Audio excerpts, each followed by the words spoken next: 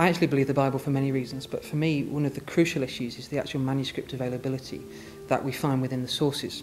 My understanding is that a historical source is only as good as the documents that it sits upon. And the evidence for the New Testament documents is extremely strong, particularly when you compare the source material for the secular sources of the time.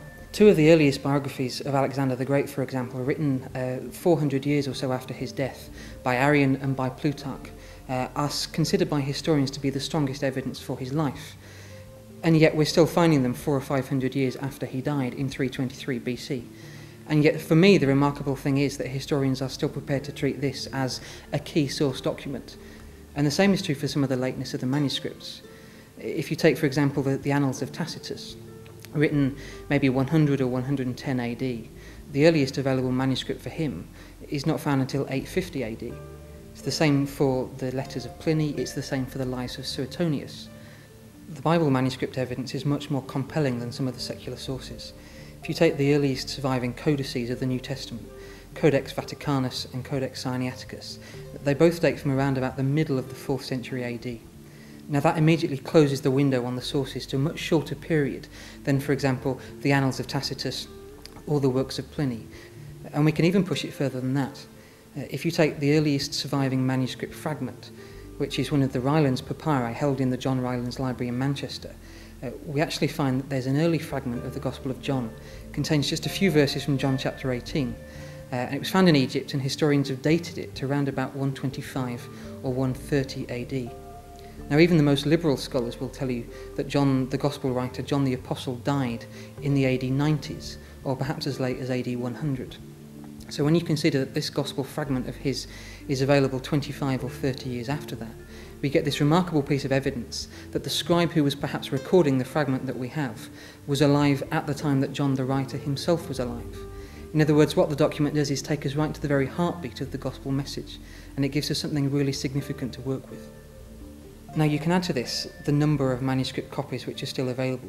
There are 8 copies, for example, for Herodotus, one of the so-called fathers of history. There's 7 copies of some of Aristotle's work. There's 20 copies left of Tacitus. And yet there's somewhere between 20,000 and 24,000 New Testament documents or New Testament fragments surviving. I suppose really the bottom line is this. The biographer of Jesus, who takes a look at the gospel records as recorded in the New Testament, is on much safer ground and much surer ground than the biographer of, for example, Julius Caesar, or Alexander the Great, or Pliny the Younger. And I don't hear anybody arguing the evidence for their existence at any point in time. For me, the New Testament manuscript evidence is compelling enough, but if you add to that the most remarkable archaeological discovery of the 20th century, it seems that both the Old Testament and the New Testament documents stand up to scrutiny. Back in 1947, an Arab goat herder near Qumran, around the area of the Dead Sea, threw a stone into a cave, and he heard a strange noise. So he went to investigate and found in the cave and in caves nearby a variety of clay jars, and in the jars were leather documents. And what he didn't realise at the time, but what archaeologists and historians have later discovered, is that he had found what's become known as the Dead Sea Scrolls, the most incredible manuscript discovery of the 20th century. The Dead Sea Scrolls have been dated to around about 100 BC. They're the most convincing and most complete record that we have of both Old Testament and New Testament manuscripts. It seems that there were some monastic farmers living around the area in the 1st century AD, and when the Romans took Jerusalem in AD 70, they tried to hide their manuscripts and hide their documents in these jars in the caves. One of the scrolls contains all 66 chapters of the book of Isaiah, and it's remarkable because it also antedates the previous oldest copy of the book of Isaiah by nearly 1,000 years. The Masoretic text was around 900 or 1000 AD.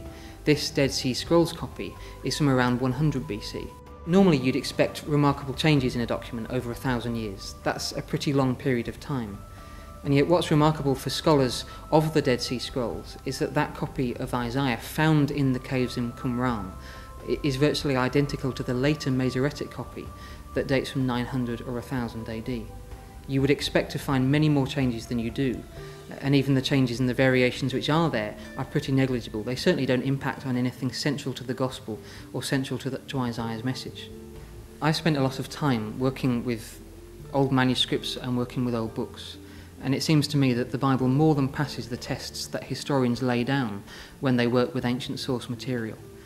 And I find that that means that when I come to the Bible, or when anyone else comes to the Bible, they can treat it not merely as a book of old documents, a book of old manuscripts, but as something living and powerful, containing a message for us today.